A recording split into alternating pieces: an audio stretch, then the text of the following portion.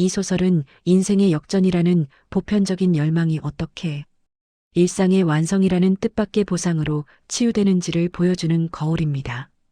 평생을 성실하게 살아왔음에도 여전히 채워지지 않는 공허를 로또라는 신락 같은 희망에 투사하며 그 집착의 과정 속에서 정작 외면했던 자신의 성실함이 빛을 발하는 순간을 통해 삶의 진정한 복권이 무엇인지 깊은 통찰을 전하는 이야기입니다. 시작하겠습니다. 좋아요와 구독은 큰 힘이 됩니다. 항상 건강하시고 즐거운 나날 되세요. 박진구의 아침은 알람 소리가 아닌 어젯밤 머리맡에 적어둔 6개의 숫자를 복기하는 것으로 시작되었다. 50 중반을 넘어선 그의 눈가는 거뭇한 피로가 내려앉아 있었으나 눈동자만큼은 숫자를 쫓는 사냥꾼처럼 번득였다. 그는 침대에서 일어나자마자 달력의 날짜, 어제 읽은 신문의 페이지 수, 그리고 아내가 남긴 메모지의 글자 수를 조합해 보았다. 그에게 세상은 더 이상 풍경이 아니었다.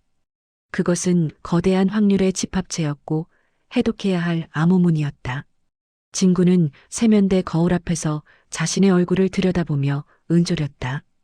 운은 하늘이 주는 것이 아니라 간절함이 빚어내는 수학적 결론이다.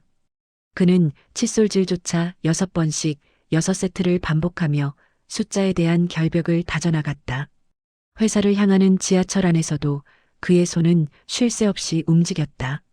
스마트폰 화면에는 과거 10년간의 당첨 번호 통계가 빼곡히 나열되어 있었다. 19번이 3번 연속 나왔으니 이번엔 20번대 초반이 나올 차례인가, 아니면 소외되었던 단번대가 급부상할 것인가. 그는 수첩에 깨알 같은 글씨로 확률 변수를 계산했다. 주변 사람들이 졸음을 견디며 스마트폰 게임을 하거나 꾸벅꾸벅 졸 때 진구는 마치 국가 기밀을 다루는 요원처럼 진지했다. 동료들은 그가 은퇴를 앞두고 신규 프로젝트에 매진하는 줄로만 알았다. 하지만 그의 머릿속에서 신규 프로젝트란 오직 토요일 8시 45분에 발표될 추첨 기계 속의 공들이었다. 그는 로또를 사는 행위를 도박이라 부르지 않았다. 그것은 노후를 향한 가장 치밀한 수행이자 성실한 투자였다. 진구는 언젠가부터 잠을 자는 것이 아니라 꿈을 경작하기 시작했다. 로또 당첨자들의 수기에는 항상 범상치 않은 꿈이 등장했다. 조상이 나타나 번호를 일러주거나 온 사방이 황금빛으로 물드는 꿈들. 진구는 그런 꿈을 꿀 자격을 갖추기 위해 안간힘을 썼다. 그는 퇴근길에 백화점에 들러 가장 비싼 라벤더 오일을 샀고 심신을 안정시킨다는 명상 음악 리스트를 스마트폰에 가득 채웠다. 침실은 빛 한 점 들어오지 않는 암실로 개조되었다. 그는 잠들기 전 뇌에 각인시키듯 당첨 번호를 속삭였다. 4, 15, 23, 29, 31, 44.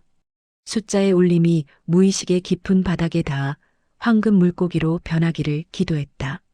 하지만 무의식은 그의 통제를 비웃었다. 어떤 날은 업무 독촉에 시달리는 꿈을 꿨고 어떤 날은 길을 잃고 헤매는 꿈만 꾸었다. 꿈속에서 간신히 번호가 적힌 종이를 발견해도 그것을 집어들려는 순간 잠에서 깨어났다. 진구는 허탈하게 천장을 바라보며 자신의 간절함이 부족한 것인지 자책했다. 그는 더 깊은 잠을 자기 위해 암막 커튼의 틈새를 테이프로 붙이고 베개의 높이를 밀리미터 단위로 조절했다. 꿈의 설계자로 자처한 지 석 달째 그는 만성적인 수면 부족에 시달리게 되었다. 그러나 역설적으로 그 예민해진 신경은 일상의 감각을 날카롭게 세웠다. 그는 잠들지 못한 밤 동안 업무 기획안을 머릿속으로 조립했고 그 치밀함은 다음 날 사무실에서 기이한 효율성으로 나타나기 시작했다. 진구의 일과 중 가장 신성한 시간은 매일 오후 5시 55분이었다. 그는 이 시간을 지키기 위해 오후 업무를 광적으로 빠르게 처리했다. 예전 같으면 적당히 미루었을 서류 작업들도 5시가 되기 전에 완벽하게 마무리되었다. 그가 5시 55분에 사무실을 나서는 이유는 단 하나, 회사에서 1.2km 떨어진 이른바 명당 복권방에 6시 정각에 도착하기 위해서였다. 그는 이 이동 경로가 자신의 운을 극대화하는 통로라고 믿었다. 비바람이 몰아쳐도 그는 우산을 팽개치고 달렸다. 단 1초의 오차도 허용하지 않는 그의 발걸음은 마치 정밀한 시계 부품 같았다. 복권방 앞에 줄을 서서 자신의 차례를 기다리는 동안 진구는 주변의 소음과 풍경을 지웠다. 오로지 자신의 호흡과 심장 박동에 집중했다. 그는 복권을 사는 행위가 우주의 기운을 응축시키는 의식이라 여겼다. 로또 한 장을 손에 넣기 위해 그가 감수한 육체적 고단함과 시간적 압박은 엄청났다. 그는 이 고통스러운 루틴을 견디는 자신에게 당첨이라는 보상이 주어지는 것이 정의롭다고 믿었다. 동료들은 매일 정각에 칼퇴근을 하면서도 업무 실적은 평소의 2배를 해내는 그를 보며 경탄했다.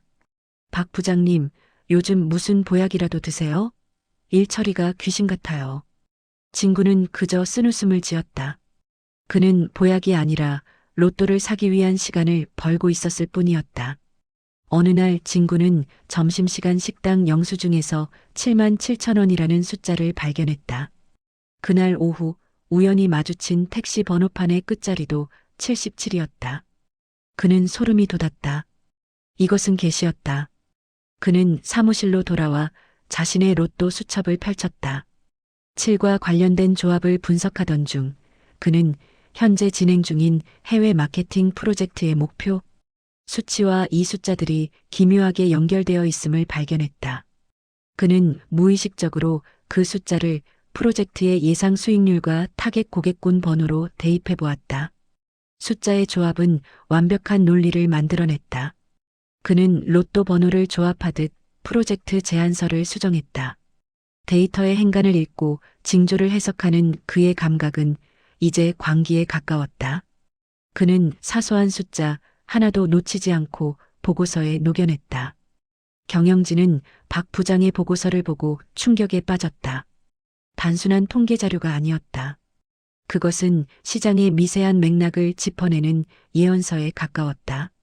진구는 여전히 이번 주 로또 번호에 7이 들어갈 것인가에만 온 신경을 쏟고 있었지만 그가 징조를 해석하기 위해 벼려온 직관은 엉뚱하게도 회사의 이익을 극대화하는 방향으로 폭발하고 있었다.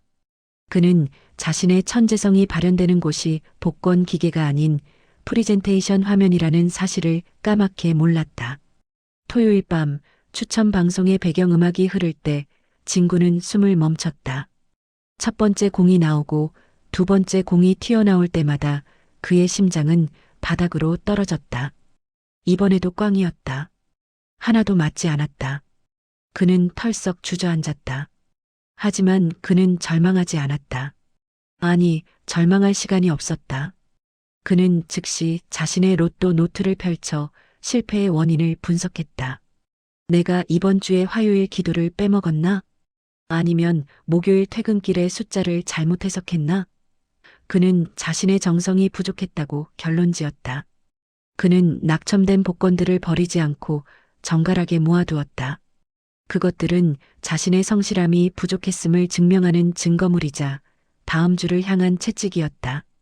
월요일 출근길 진구의 표정은 그 어느 때보다 비장했다. 동료들은 낙첨의 고통을 겪은 사람의 얼굴이 아닌 거대한 프로젝트를 앞둔 사령관의 얼굴을 보았다. 그는 실패에 굴하지 않고 더 일찍 출근했고 더 꼼꼼하게 서류를 검토했다. 낙첨을 이겨내기 위한 그의 자기 수양은 주변 사람들에게 실패를 두려워하지 않는 리더십으로 비쳤다. 젊은 사원들은 그를 존경 어린 시선으로 바라보기 시작했다. 진구가 로또 번호를 맞추지 못한 미안함을 일에 대한 열정으로 승화시키는 동안 그의 평판은 회사의 전설이 되어가고 있었다. 그는 여전히 숫자의 감옥에 갇혀 있었지만 그 감옥의 벽은 어느새 황금으로 도금되고 있었다. 은퇴를 불과 몇 달 앞둔 어느 날 진구는 사장실로 호출되었다. 그는 내심 불안했다. 혹시 매일 5시 55분에 퇴근하는 루틴이 들통난 것은 아닐까?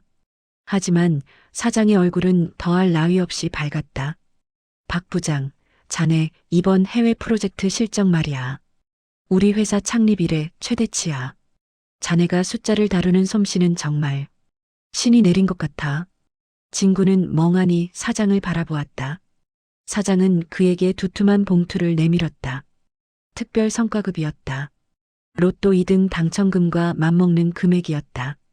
그리고 이어지는 말은 더 충격적이었다. 이사로 승진시켜주기로 했네. 은퇴라니 자네 같은 인재를 어떻게 보내나? 연봉도 기존의 2배로 책정했어.